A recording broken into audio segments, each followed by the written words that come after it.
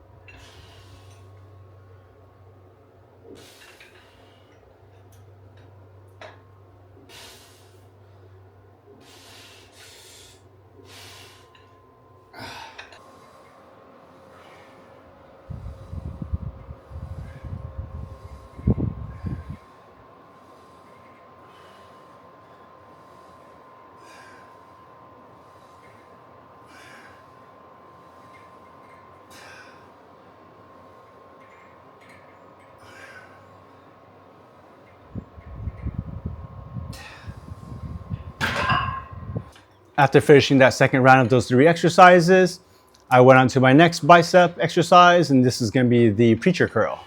The preacher curl is a great bicep exercise where everything is locked in, and it's really a great isolation exercise to really focus that bicep.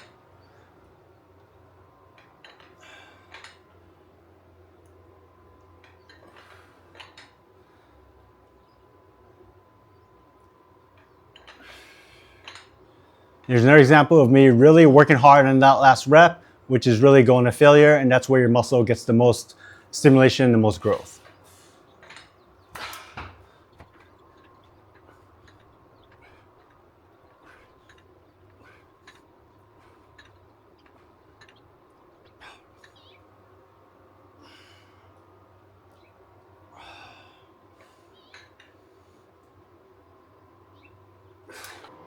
The next exercise I did was a classic tricep pushdown.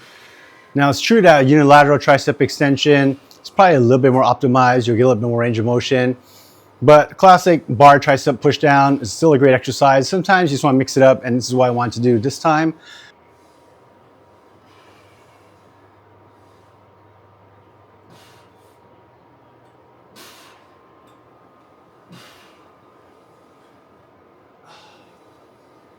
But you might note that instead of using the typical tricep pushdown bar, I actually used my lat pull down bar. And the reason that is just because the traditional bar is a bit short and it puts my hands a bit more narrow, which makes it a bit more comfortable for me.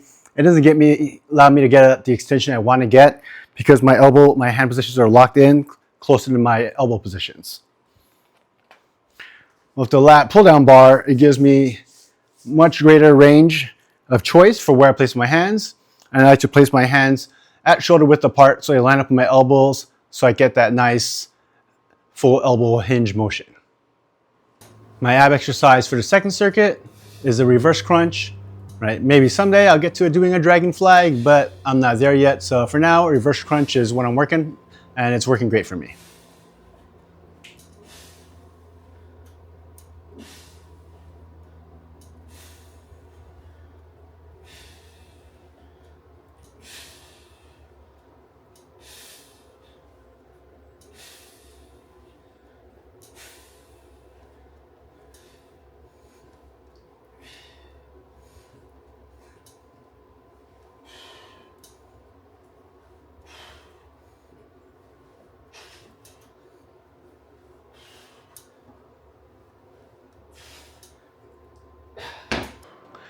Next up is the hammer curl, which is an elbow flexion exercise with a neutral grip. It's great for your brachialis and brachioradialis. I like to do somewhat of a cross-body hammer curl. There's really no difference in terms of activation or benefit to the muscle of doing cross-body versus doing them in front of you. I prefer cross-body just because it pulls the weight a bit towards your center line and center of gravity, so you're a bit more stable and it feels a bit more comfortable.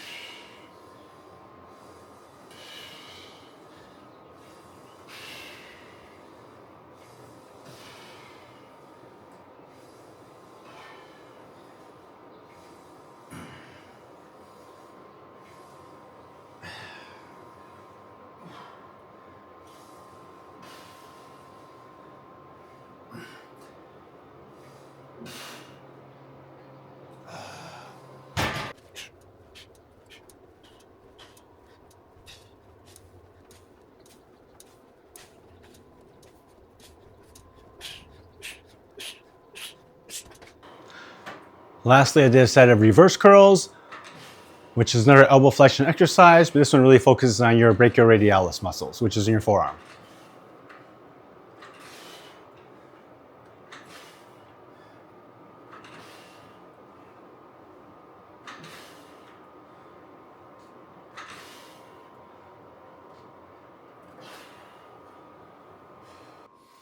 So that was my arm and ab workout I did today. You'll notice I only did one set of the preacher curls, but the preacher curl is basically supinated elbow flexion exercise, just like my incline curls. So it's really working the same muscles. And honestly, that preacher setup really allows you to push it to failure. So I thought one set was enough. I also only did one set of the hammer and reverse curls because I do a lot of rowing exercises yesterday, and that really hits my neutral grip elbow flexors as well. So this is just a supplementary exercise, just get a little bit more work in on there, but it's not really a heavy focus. You can do more volume if you want. Right now I'm trying to do less volume and see what I can get away with. Maybe I'll add more in the future, but this is my plan for now. So that was the video of my workout. This video is a little different than my usual videos. Usually I'm just talking, maybe do a slight demo, but hopefully seeing an actual workout, seeing maybe how slow some of those reps got at the end, will give you a good feel for how hard to push in your workouts, or just help us to see how I structure the workout. So once again, thank you so much for watching. Please like, subscribe, share if you think this will be helpful for anyone you know, and thanks so much for watching. Have a great day, everyone.